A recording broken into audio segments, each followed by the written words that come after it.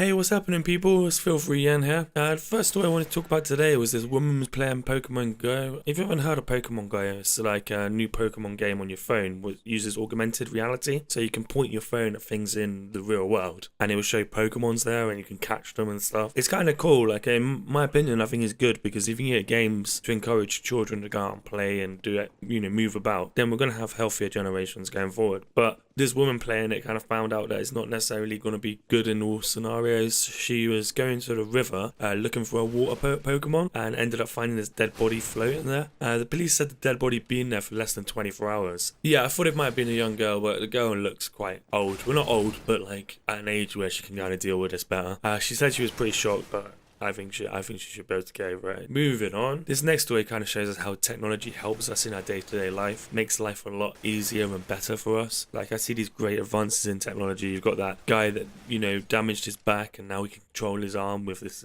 wires going to his brain. And then you have these people that are like making technology for children to be able to hear and see again and stuff. It's just amazing. And this next thing is just going to blow your mind away, literally. It's a fan that you can plug into your phone so that it can blow your hair when you're taking sexy selfies. And yeah, it's a real thing. So you get that kind of blown in the air look for your hair. I doubt it's going to work as well as the pictures, on the marketing says, but we'll see. We might see a load of nice duck face pictures with blown hair now coming through on social media, but maybe we won't. It depends on how bad the hair looks and how it works. But interesting to see nonetheless, and I'm sure I know a few people that are going to buy this. This next story is cool if you've got a dog that's possessed. Basically, this dog spa is offering pet exorcisms. So if your dog's possessed by an evil spirit, or even if you think it might be, it may be worth visiting this place. You can also enjoy like salt spas and mineral rich baths and stuff. It costs about £235 per room for 2 people and the pet. The exorcism takes about 30 minutes and I don't know if there's money back on it or anything because I don't think you can actually prove that. But still, it's an interesting thing if you're one of these people that think that your dog's possessed. I'll put a link in the description for you guys. This next story is quite sad. This Matador was mauled to death. I'm not going to put the video in, I'll just show a Matador or something. But it's the first fatality in Spain this century. This sport, I do think it's cruel. And any sport where you use, animals, people against people is fine because they can make that decision themselves.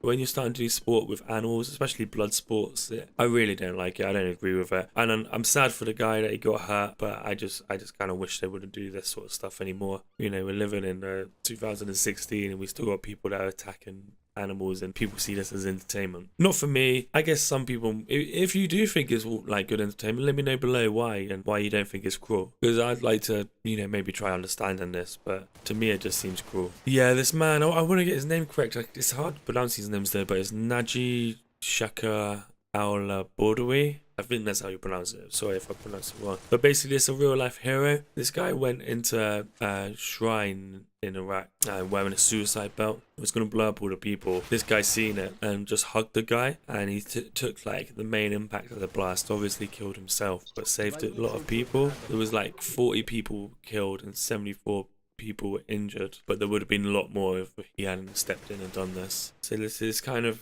It's amazing to see, and it shows that like people can do this sort of stuff in this modern times. I've seen some horrible things, and it just shows us heroes in modern times. I wanted to bring this at the end just to show that it's not all bad news and it's not all crazies in the world and stuff. There's actually like true heroes, and how often this guy if he'd stepping in and doing this. I don't know if I'd have the balls to do it. I'd like to think I would, but you never know until it gets cut to the chase, hey? And what do you guys think of any of these stories? Let me know below. Love to hear your comments as always. Try to respond to all of them. Have a great day, and I'll see you next time. Goodbye.